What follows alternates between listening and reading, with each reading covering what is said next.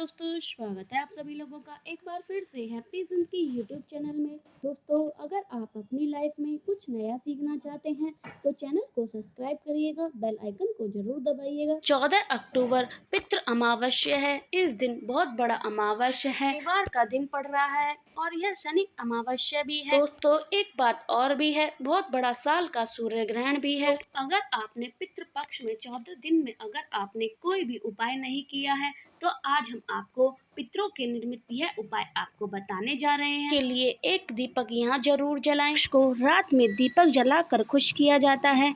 अगर आप भी अपने पितृ पक्ष को प्रसन्न करना चाहते हैं तो आपको रात में दीपक यहाँ जला दें। हर कार्य में सफलता मिलेगी।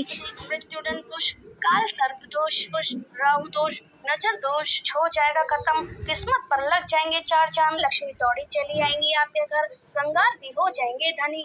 आज की इस वीडियो में बताएंगे दीपक जलाने से आपके जीवन में कितने फायदे मिलते हैं, आपको किस प्रकार से दीपक जलाना चाहिए, दिशा में आप बहुत ज्यादा तरक्की प्राप्त कर सके, अपने जीवन में सभी बाधाओं को खत्म कर सके। इस बात का ध्यान रखें, सबसे पहले अपने घर में दीपक रोजाना जलाना चाहिए, नहीं होना चाहिए आप हर दिन दीपक ना जलाएं। घर में हर दिन दीपक जलाने से बहुत ही शुभ माना जाता है। आपके घर की सभी नेगेटिव एनर्जी घर से बाहर निकल जाती है। आप अपने घर में सुबह शाम के समय दीपक नहीं जलाते हैं, आपके घर का वातावरण बहुत ज्यादा नेगेटिव होता ही है। जो मुखिया आदमी होता है उसे बहुत ज्यादा मेहनत करनी पड़ती है। आपके घर के मुखिया को बहुत ज्यादा डिप्रेशन, टेंशन का सामना करना पड़ता है। इस समय हिंदू धर्म में दीपक जलाना बहुत ज्यादा महत्वपूर्ण माना जाता है। व्यक्ति शाम के समय अपने घर में घी या तेल का दीपक नहीं जलाता है। घर में हमेशा ही मुसीबत बनी रहती है, मुसीबत से निकलते हैं तो दूसरी मुसीबत आ जाती है। हमेशा ही धन की समस्या, परेशानी बढ़ती रहती है। जो बच्चे होते हैं उनके खिलाफ भी होने लगते हैं, बच्चे भी उनका कहना नहीं मानते, इसी कारण से घर का वातावरण बिगड़ जाता है। इन चीजों को मानते हैं लेकिन फिर भी इनका उपाय नहीं करते हैं, फिर भूल जाते हैं। उनको इन चीजों के बारे में, नुकसान के बारे में नहीं पता होता है। आपको अपने घर में सुबह शाम घी का या तेल का दीपक जलाना चाहिए। घर में दीपक नहीं जला सकते हैं तो कोई और व्यक्ति दीपक जला सकता है। रोजाना दीपक जलाना बहुत ही जरूरी होता है। आपके घर की नेगेटिव एनर्जी हमेशा घर से बाहर रहती है। शाम के समय ऐसा होता है, नकारात्मक ऊर्जा बहुत ज्यादा बनी रहती है, घर में प्रवेश कर जाती है। ऐसे में अगर आप शाम के समय घर में या पूजा घर में दीपक नहीं जलाते हैं तो एनर्जी आपको बहुत ज्यादा परेशान करती है कि सभी काम बिगड़ जाते हैं। जिस समय सूरज उगता है नेगेटिव एनर्जी बहुत ज्यादा प्रबल हो जाती है। मैं आपको मुंह हाथ पैर धोकर दीपक जलाना चाहिए, ऐसा खुद नहीं करते हैं तो कोई व्यक्ति आपके लिए ऐसा कर सकता है। घर में बहुत सारे लोग बीमार रहते हैं और उन लोगों की बीमारी ठीक नहीं होती है। ये होता है आपके घर में बहुत सारी नकारात्मक ऊर्जा रहती है जिससे उस व्यक्ति को बहुत सारी परेशानी का सामना करना पड़ता है। अभी परेशानी से बचने के लिए आपको सूर्यास्त के बाद घर में घी का, तेल का या चमेली का तेल का दीपक जला सकते हैं। पूर्व दिशा में दीपक जला सकते हैं, लेकिन रोजाना दीपक जलाना बहुत ही जरूरी होता है। इसके लाभ आपको मिल पाते हैं। अगर आपके घर में किसी को नौकरी, व्यापार से जुड़ी कोई भी समस्या है, अगर यह परेशानी बहुत ज्यादा है, रोजाना आपको उत्तर पूर्व दिशा में घी का दीपक जलाना चाहिए। अपने घर में दीपक जलाते हैं तो इससे धन से जुड़ी समस्या खत्म हो जाती है। उनको नौकरी नहीं मिलती है, उन लोगों को भी नौकरी मिल जाती है। जिस व्यक्ति को यह परेशानी है वह अपने घर में दीपक जलाता है तो उसे बहुत सारे फायदे होते हैं। के समय घी का दीपक या तेल का दीपक जरूर जलाना होता है। इन चीजों को कभी भी नजरअंदाज ना किया करें। इन्हीं चीजों से आपके जीवन में परेशानी बढ़ जाती है, को मुसीबत का सामना करना पड़ सकता है।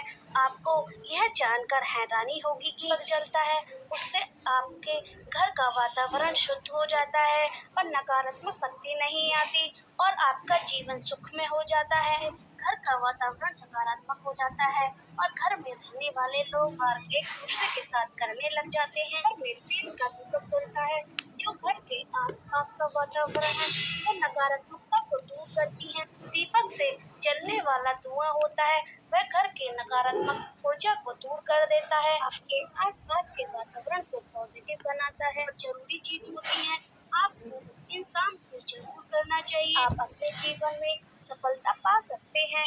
जितने भी मनोकामना है वो भी पूरी हो जाती हैं जब हम अपने पूजा घर में पूजा पाठ करते हैं, आगे रखते हैं।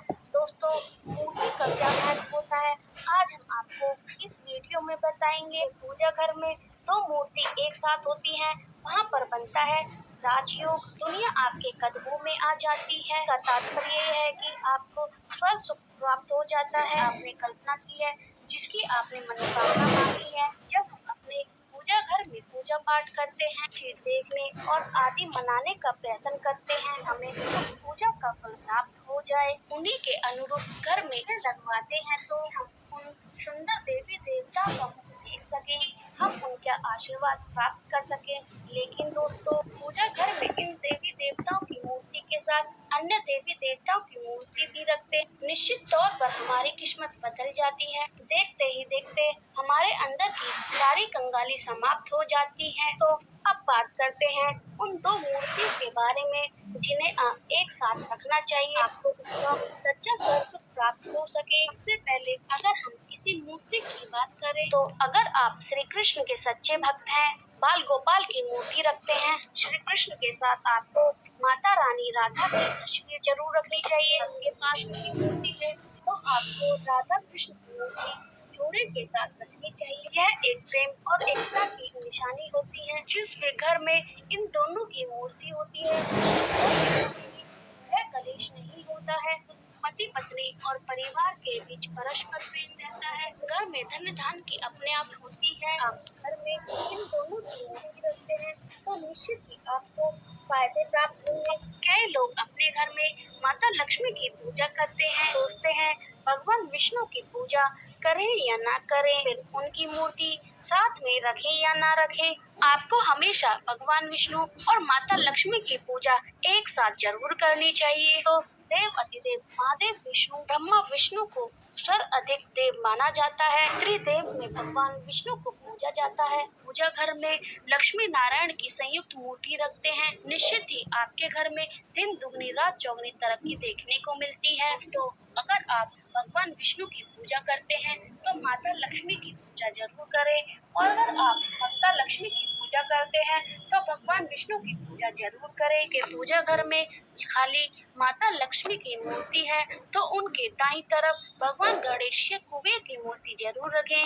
माता लक्ष्मी के दाईं तरफ भगवान गणेश की मूर्ति लगाते हैं, तस्वीर लगाते हैं, आपको निश्चित रूप से आपको फल की प्राप्ति होगी। देखते ही देखते आपके अंदर की कंगाली समाप्त हो जाती है। तो लक्ष्मी गणेश की संयुक्त रूप से पूजा करनी चाहिए। माता लक्ष्मी धन देती है तो भगवान गणेश इसी की प्राप्ति और बुद्धि के दाता हैं, और इसी वजह से पूजा बहुत जरूरी मानी जाती है।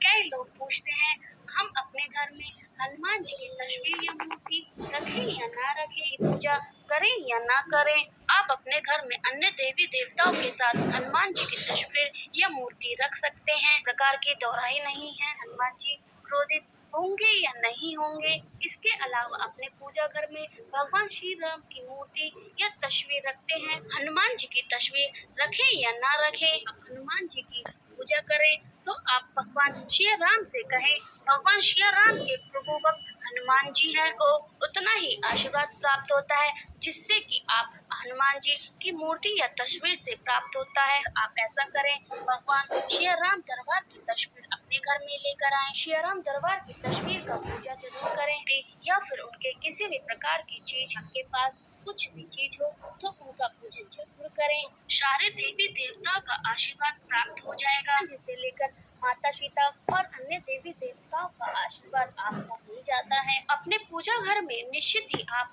इन तस्वीरों को अपने पूजा घर में रख सकते हैं। जीवन में राजयोग की प्राप्ति हो जाती है। तो इसी प्रकार से अपने पूजा घर में या अन्य किसी स्थान पर जाते हैं और उस तस्वीर को आप लगाकर आप लाभ प्राप्त करना चाहते हैं तो अपने घर में या पूजा घर में निश्चित की मूर्ति या तस्वीरें स्थान पर लाकर जरूर रखनी चाहिए। विष्णु महेश इन तीनों की एक साथ मूर्ति रखनी चाहिए या तस्वीर रखनी चाहिए। जाता है कि ब्रह्मा विष्णु महेश से दर्शन करने से आपके बिगड़े काम बनने लग जाते हैं। सारे कष्ट ऐसे ही समाप्त हो जाते हैं। इसलिए अपने घर में ब्रह्मा विष्णु महेश की मूर्ति या तस्वीरें कहीं पर लगा लेना चाहिए। कुछ ऐसी मूर्ति या तस्वीर होती हैं जिन्हें पूजा घर में स्थान नहीं देना चाहिए। हमने इन तस्वीरों को अपने पूजा घर में स्थान दिया है, समझ लीजिए कि आपको कंगाली का सामना करना पड़ेगा, देवी देवताओं के क्रोध का सामना करना पड़ेगा। एक बात का ध्यान जरूर रखना चाहिए,